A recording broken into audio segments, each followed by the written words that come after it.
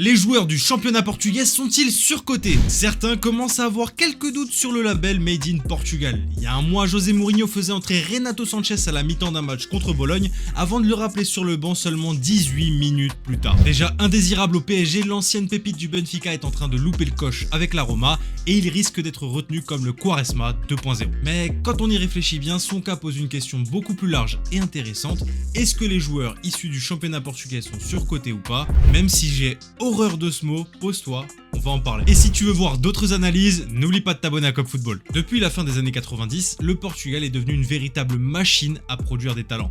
On ne s'en doutait pas vraiment à l'époque, mais la génération de Luis Figo a posé les bases d'une nouvelle ère. Et naturellement, les exploits de Cristiano Ronaldo ont fini de convaincre ceux qui avaient encore des doutes là-dessus. Jusqu'ici, le Sporting avait clairement un coup d'avance sur ses deux rivaux historiques, Benfica et Porto. Ça ne va pas durer. Petit à petit, les Dragons et les Aigles vont aussi forger leurs pépites en allant les chercher en Amérique du Sud ou en Europe de l'Est. Puis d'un coup, on va se retrouver avec des dizaines de joueurs issus de la triade portugaise qui vont se balader un peu partout sur le vieux continent et se mettre à voler de leurs propres ailes. Angel Di Maria, Falcao, Rames Rodriguez, David Luiz, Nemanja Matic, Jan Oblak. Fin 2000, début 2010, Porto et Benfica enchaînent les masterclass au moment des mercatos. En plus, les jeunes pousses bénéficient d'une excellente visibilité grâce aux performances des deux clubs en C3. Grosso modo, c'est comme ça que le championnat portugais s'est imposé comme un détecteur reconnu de jeunes talents, à tel point que les trois grands ont décidé d'en faire un business model. Alors, pour continuer, quoi de mieux que la formation? C'est de là qu'on a vu naître des Bernardo Silva, Ruben Dias, Rafael Leao, Nuno Mendes,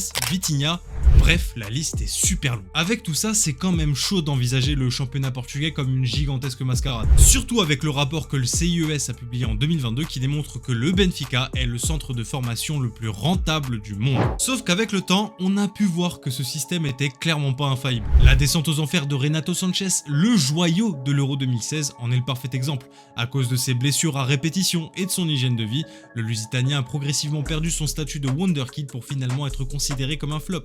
Idem pour João Félix, André Silva ou João Mario, même si les raisons sont différentes. Et si on compte quelques échecs parmi les joueurs issus du centre de formation, il y en a aussi eu parmi les talents exotiques qui ont été révélés là-bas. Pas plus tard que l'année dernière, Enzo Fernandez s'est vautré à Chelsea après un transfert à 121 millions.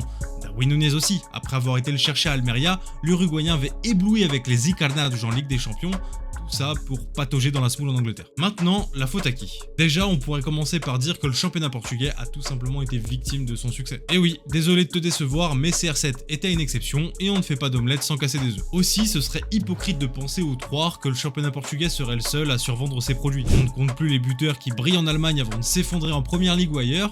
Coucou Colomoni. Puis, comment ne pas remettre en cause le système qui régit le football moderne tout court? Celui qui pousse certains parents à vouloir leur projet Mbappé plutôt que des enfants à élever, les médias à mettre la pression sur des mômes de 17 ou 18 piges et les clubs à miser des sommes indécentes sur des gamins. Quand on y réfléchit, c'est peut-être pas Renato qui a flop, mais peut-être nous qui en attendions trop de lui, trop tôt. Et toi, est-ce que tu penses que les joueurs issus du championnat portugais sont surcotés? N'hésite pas à me le dire en commentaire, on se revoit très vite, ciao!